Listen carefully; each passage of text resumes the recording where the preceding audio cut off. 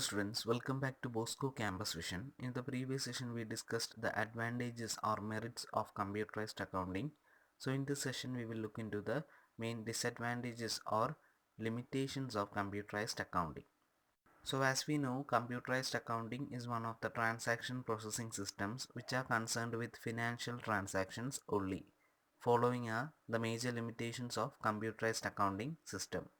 First one is high cost. A small firm cannot install a computer accounting system because of its high installation and maintenance cost. If the system is not used to its full capacity, then it would be highly uneconomical. So the first major limitation is high cost. So വളരെ ചെറിയ ഫേംസിന് അല്ലെങ്കിൽ business ഓർഗനൈസേഷന് ഈ ഒരു computerised accounting system installation എന്ന് പറയുന്നത് ഒരു high expensive task ആണ്.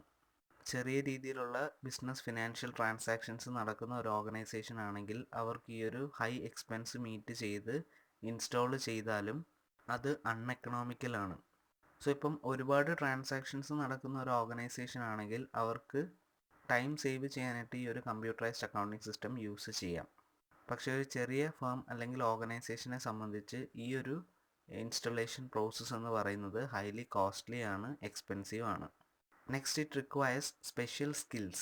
Computerized based accounting system calls for highly specialized operators. The availability of such skilled personnel is very scarce and very costly.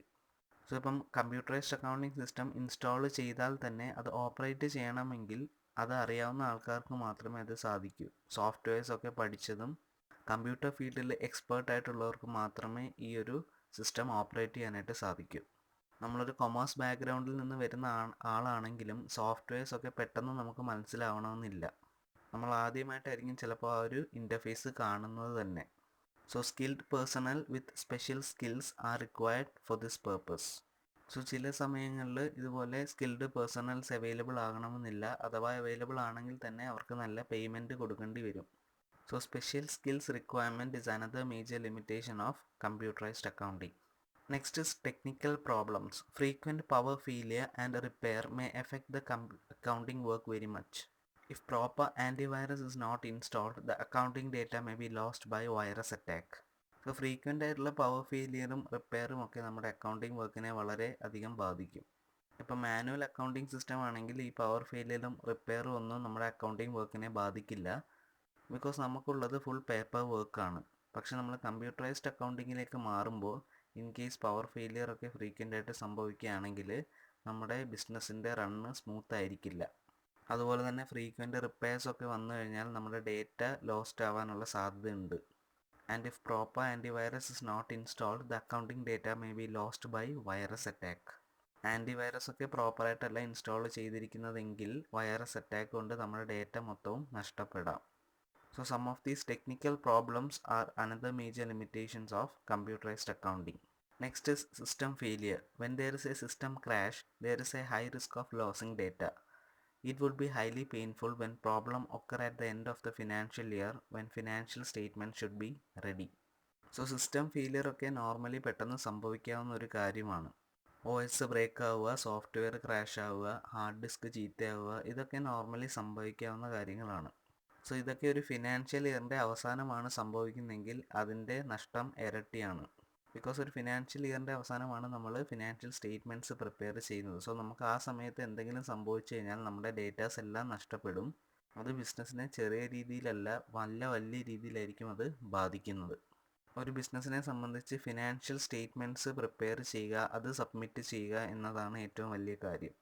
So ആ സമയങ്ങളിൽ എന്തെങ്കിലും സിസ്റ്റം ഫെയിലിയേഴ്സ് ഒക്കർ ചെയ്ത് കഴിഞ്ഞാൽ അത് ബിസിനസ്സിന് വളരെ ഒരു ഡിസഡ്വാൻറ്റേജ് ആണ്. സോ ഈ ഒരു ലിമിറ്റേഷൻ നമുക്കൊരു പരിധി വരെ അവോയ്ഡ് ചെയ്യാനായിട്ട് സാധിക്കും. അതായത് നമ്മൾ സേവ് ചെയ്യുന്ന ഡേറ്റ എല്ലാം നമ്മളൊരു എക്സ്ട്രാ സോഴ്സിലും കൂടി സേവ് ചെയ്ത് വെക്കുക. അതായത് കമ്പ്യൂട്ടർ സിസ്റ്റംസിൽ മാത്രമല്ലാതെ പെൻ ഡ്രൈവ്സിലോ മെമ്മറി കാർഡ്സിലോ ഒക്കെ നമ്മുടെ ഡേറ്റാസ് എക്സ്ട്രാ സേവ് ചെയ്ത് വെക്കുക. ഇൻ കേസ് എന്തെങ്കിലും ഒരു സിസ്റ്റം ഫെയിലിയർ ഒക്കർ ചെയ്താൽ തന്നെ നമുക്ക് ഡേറ്റാസ് ഒന്നും നഷ്ടപ്പെടില്ല. അത്യാവശ്യമായിട്ടുള്ള ബിസിനസ് ആവശ്യങ്ങളെല്ലാം നടന്നു പോകും. പക്ഷേ കമ്പ്യൂട്ടറൈസ്ഡ് അക്കൗണ്ടിങ്ങിൻ്റെ ലിമിറ്റേഷൻ പറയുമ്പോൾ system failure is considered to be a major limitation of computerised accounting. And the last one is security. Additional security has to be provided because improper handling of system could be dangerous. Passwords, locks, etc. have to be set so that no unauthorized person can handle the system. So ബിസിനസ്സിനെ സംബന്ധിച്ച് അവരുടെ financial data എന്ന് പറയുന്നത് വളരെ important ആണ്. So ഒരു unauthorised പേഴ്സണിൻ്റെ access ആ ഒരു ബിസിനസ്സിൻ്റെ സീക്രസി ലെവൽ അല്ലെങ്കിൽ സെക്യൂരിറ്റി ലെവലിനെ നന്നായിട്ട് ബാധിക്കും. The improper handling of the system is considered to be dangerous. So passwords and locks have to be set so that no unauthorised person can handle the system. ഇപ്പോൾ ടാലിയുടെ കേസിലാണെങ്കിൽ നമുക്ക് password set ചെയ്യാൻ Tally vault എന്ന് പറയുന്നൊരു facility available ആണ്. So ഇതുപോലെ ഓരോ സോഫ്റ്റ്വെയർസിലും ഓരോ പാസ്വേഡ്സും ലോക്കും എല്ലാം സെറ്റ് ചെയ്യാനുള്ള ഫെസിലിറ്റി അവൈലബിൾ ആക്കുകയാണെങ്കിൽ സെക്യൂരിറ്റി ഒക്കെ നമുക്കൊരു പരിധി വരെ മെയിൻറ്റെയിൻ ചെയ്ത് പോകാനായിട്ട് സാധിക്കും. Otherwise security issues is also considered to be another major limitation of computerised accounting. So high installation cost, requirement of special skills, technical problems, system failure and security issues are some of the major disadvantages or limitations of computerized accounting. Next we will look into ERP, that is Enterprise Resource Planning. It is an integration of business management practices and modern technology. ERP is a massive software architecture that supports the business management executive to get an overview of the complete business execution, which influences their decisions in a productive way. The functions such as human resources, supply chain management, customer relationship management, finance, manufacturing, warehouse management and logistics are all working under a single umbrella, that is ERP architecture. So ERPയുടെ basic meaning എന്ന് പറയുന്നത് it is an integration of business management practices and modern technology. So ഒരു ബിസിനസ്സിനെ സംബന്ധിച്ച് അതിന് ഒരുപാട് functional areas ഉണ്ട്. Human resource ഉണ്ട്, സപ്ലൈ ചെയിൻ മാനേജ്മെൻറ്റ് ഉണ്ട്, കസ്റ്റമർ റിലേഷൻഷിപ്പ് മാനേജ്മെൻറ്റ് ഉണ്ട്, finance, manufacturing, warehouse management, logistics.